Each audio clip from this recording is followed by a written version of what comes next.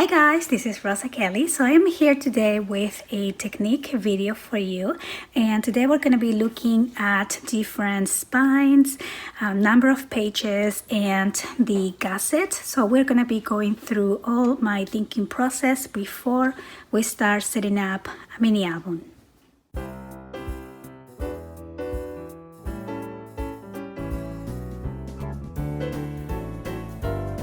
So hi guys, welcome back to my channel. I want to start by saying thank you to all of you who are members of the channel. Your support really does mean a lot to me, and I'm sorry I was a little bit busy this month. A lot of crazy things happening besides crafting work and some personal stuff as well that I'll probably be sharing with you later on, but hopefully everything is moving on the right direction as well.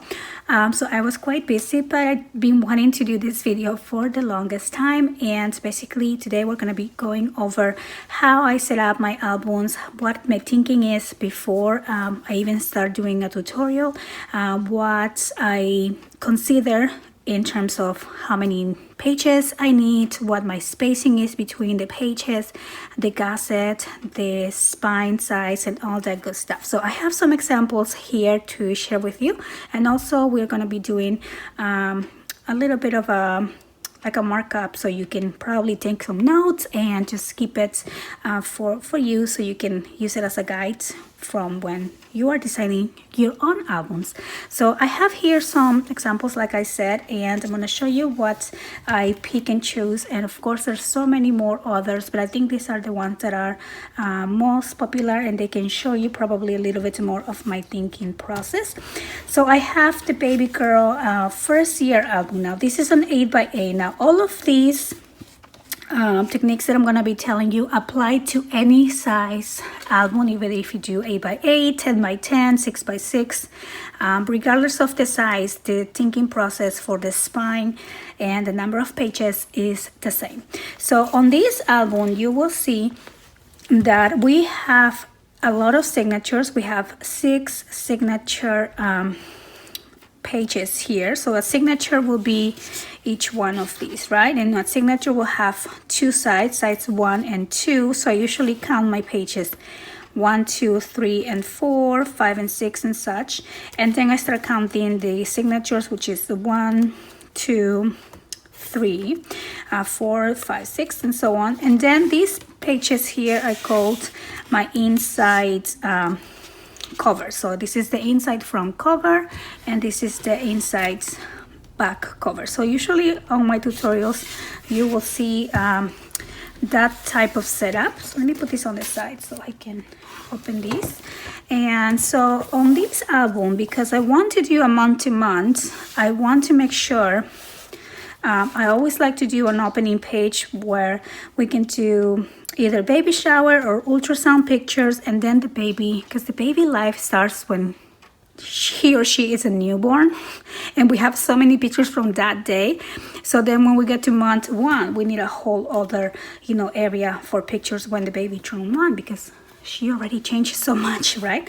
So this is why I do 6 signature pages, which means we have 12. 6 signatures means we have 12 pages, and then I have the inside cover. So since I have technically 14 pages to work with, I use these 2 as my newborn welcome baby, and then I start here from 1 and go all the way through 12.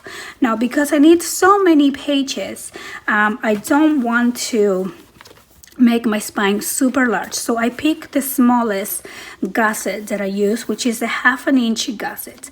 I never do 1/4 inch gussets because I feel like those are just too close to each other, and there's barely anything that you can do with those type of books, and then your book eventually starts to have these weird opening mouth, and I don't like that. I like my albums to close flat. So here you see that it's a little bit in, but after you add the pictures, your book will end up like that. I don't quite like it when your book ends up like this, which is what happens when you do a 1/4 inch spine, a 1/4 inch gusset. So that's why I never do those. But going back to this example, since I need 6 signatures, I do the minimum gusset that I do, which is 1/2 half an inch.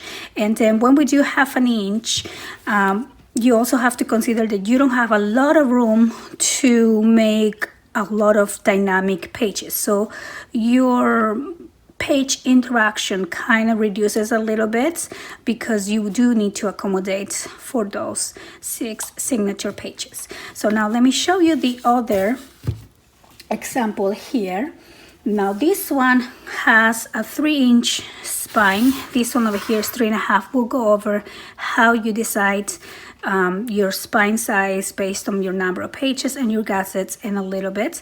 But I want to show you the other example that I have here, which is 3-inch spine. So you will see it is almost the same size as the other one. It's just a little bit smaller. And this one only has 3 signatures compared to the 6 signatures here. And that is because this album is a lot more interactive. Look at the size of each one of the pages. Basically is a 1/4 inch, and then we accommodate room for some embellishments, which are the flowers. And again, these pages are quite thick. So when I want to do very dynamic pages, there are 2 things to consider. Number one, you want your gusset to be at least 3/4 of an inch, because you have to accommodate for 2 big large signatures, right? So I have a 3/4 inch gusset in between these 2 pages, and also from the covers, right? So 3/4 inches throughout here.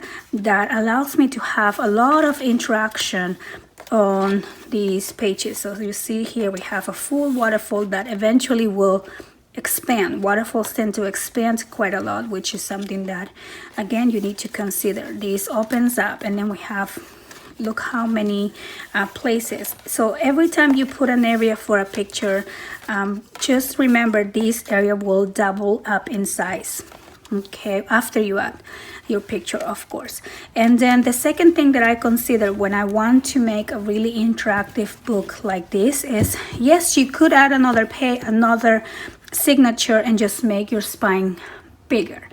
You could do that, of course, but what the problem with that is then later on when you add your pictures, your book is going to be just too heavy, and eventually this is going to start to fall and pull out of the binding itself. So this is why when I make an interactive book, I try to keep it on 3 signature pages for the most part.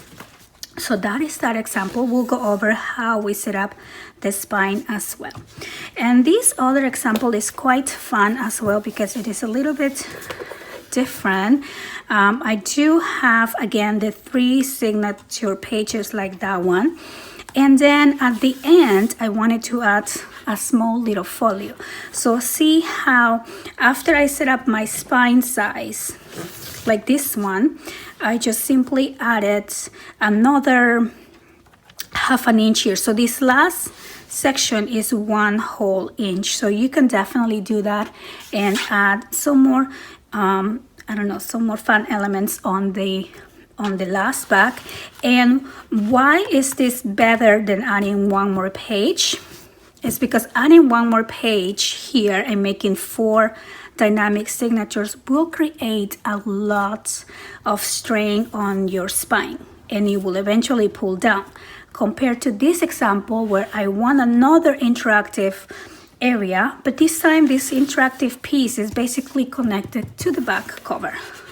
So the weight of this page is not affecting and pulling down on your spine. So this is why I was able to do more fun interactive elements without compromising the life of my book, because ultimately I make my books to last, right? This one I have for a year, of course. It's barely been used. I don't really put pictures, but every time, believe me, I have a friend come over, they usually go through all my books and they just like to play around, and they you know, they just play around with the book. I mean, they're fun to watch, and I clinch a little bit sometimes because some of these elements I don't even remember how they go, and obviously if they haven't seen this album before, and they don't know, they start pulling things from the wrong places. But anyway, it's designed to last and designed to be used, so that's the whole point, right? So now I'm gonna tell you a little bit, we're gonna do a little bit of math and I'm gonna show you how we set up the spine size and the gusset and all that good stuff. So before I start doing any mini album, I always, of course, consider how many pages I want to use, depending on the need of the album. If I want to have more embellishments, I want a bigger gusset. If I want to have more, you know, a separation like this one, for example, that I want 6 signatures, then I want a smaller gusset. So the way I figure out what my spine size, my gussets, and all of that needs to be is I just simply sketch. I like to see things in front of me. This is how my brain thinks, and I've been doing this so many times. Sometimes I even, you know, I know from experience now what it is typically for the albums that I make a lot of. But when I'm designing a new book, this is my thinking process. So anyway, so the first thing that I do is I decide how many pages I want. So we're gonna start with this example of the six signatures here, 12 months baby girl. So basically I do how many pages I want. So I want 6, 1, 2, 3, 4, 5, and 6. Okay, so then I do 1 page, 2, or signatures, I mean, 4, 5, and 6. And that's pretty simple, of course. And then I know I'm gonna have a 1/2 inch signature gusset. I'm sorry, I'm getting all confused here. So, and then I know I'm gonna have a 1/2 inch gusset. So from page to page, this is all going to be 1/2 inch. So then I just do that. And this has helped me a lot, especially at the beginning, because sometimes you forget to add this last gusset because you will have a cover and a cover, right? So you of course need a spacing in between that as well. So at the end, you start adding everything up, and here you will see that I need a 1, 2, 3.5 spine size. And that's how we come up with this book. So this book is gonna have a 1/2 inch gussets, 6 pages, and my spine is going to be 3.5. And I'm sorry about the horrible markup. Maybe I should have been a little bit cleaner, but hopefully you get the idea of what I'm trying to show you here. So now we are going to do a different example, something that that we want to create that is going to be more interactive like this. So we're basically going to do the same thing, but this time we are going to start by designing the gussets, because we know we want an interactive book. So we know we need a large gusset, like a 3/4 of an inch gusset. So I know I want a 3/4 of an inch gusset.